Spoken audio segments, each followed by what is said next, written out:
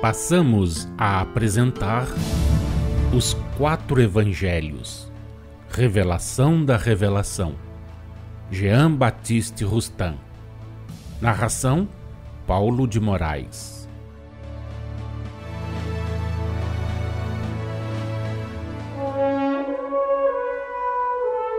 Pelas combinações fluídicas de seu perispírito com o do encarnado, pode o espírito, que opera a transfiguração, não só tornar visíveis e tangíveis aos assistentes todas as aparências que julgue conveniente mostrar-lhes, senão também dar ao paciente os traços fisionômicos, o olhar, o som da voz e até as maneiras habituais de falar da pessoa cuja aparência corporal queira reproduzir por meio da transfiguração.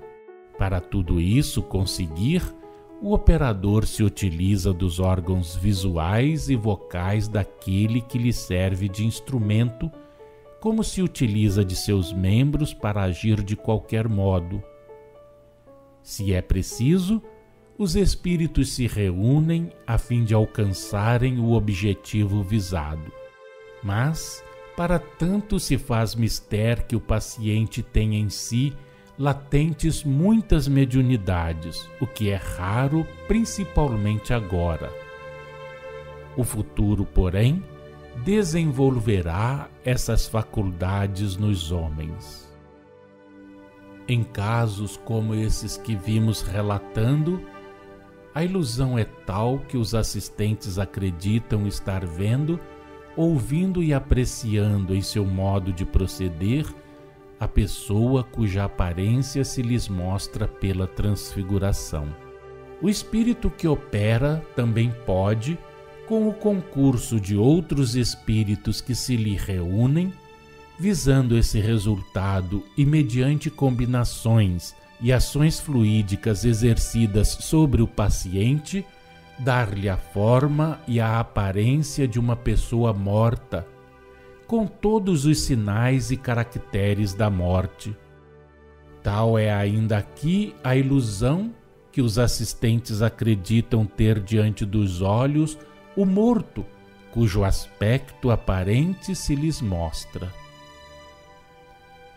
Seja qual for a aparência que apresente o transfigurado, seja, por exemplo, a de uma pessoa mais alta e mais robusta, seja de uma criança, o peso natural do paciente não se altera, desde que para isso não concorram os espíritos e que só a aparência tenha mudado. Somente com o concurso dos espíritos, aquele peso pode variar para mais ou menos. Se não houver esse concurso, isto é, se não houver ação espiritual tendente a modificar o peso, a aumentá-lo ou diminuí-lo, se só a aparência mudou, o peso se conserva o mesmo, e facilmente deveis compreender a razão disso. É que em tal caso, a quantidade de matéria no corpo do paciente não aumentou nem diminuiu.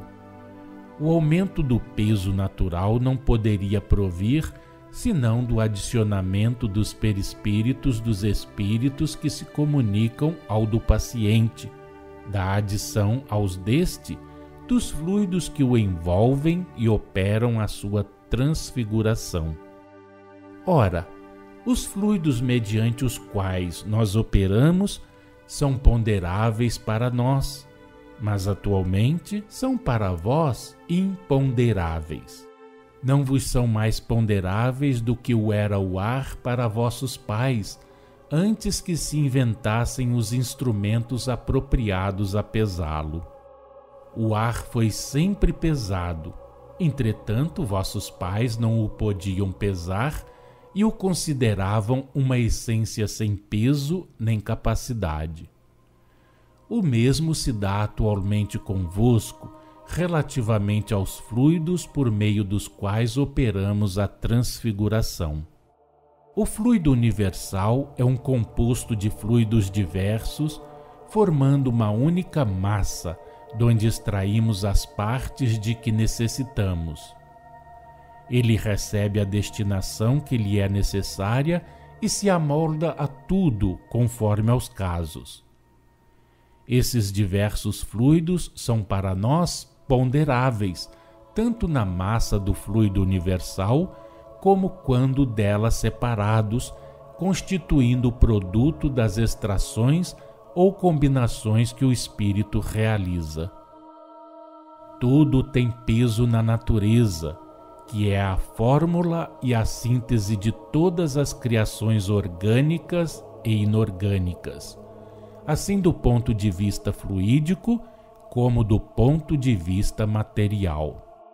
Os diversos fluidos de que se compõe o fluido universal, especialmente aqueles com que o espírito opera a transfiguração, todos ainda imponderáveis para vós outros, não serão reconhecidos como ponderáveis, tal qual sucedeu com o ar que agora sabeis que o é, senão por meio de instrumentos e processos que ainda desconheceis e desconhecereis por muito tempo. Todavia, lá chegareis, porquanto grandes mistérios se vos desvendarão, quando conhecerdes as propriedades e o valor dos fluidos que vos cercam. A fim de alcançar esse conhecimento, faz-se mister que o homem aprenda a elevar-se através das camadas de ar, que para ele são o que os mares distantes são para o camponês que jamais saiu da sua cabana. Na depuração moral, achareis o caminho desse progresso. Na depuração moral e no progresso intelectual se vos depararão os degraus por onde subireis a tais alturas. A primeira vos granjeará mais poderoso concurso, porque vos tornará aptos a compreender a ciência sem dela abusar. A aquisição do saber vos será então facilitada. E quanto mais aprenderdes, tanto mais facilmente vos elevareis.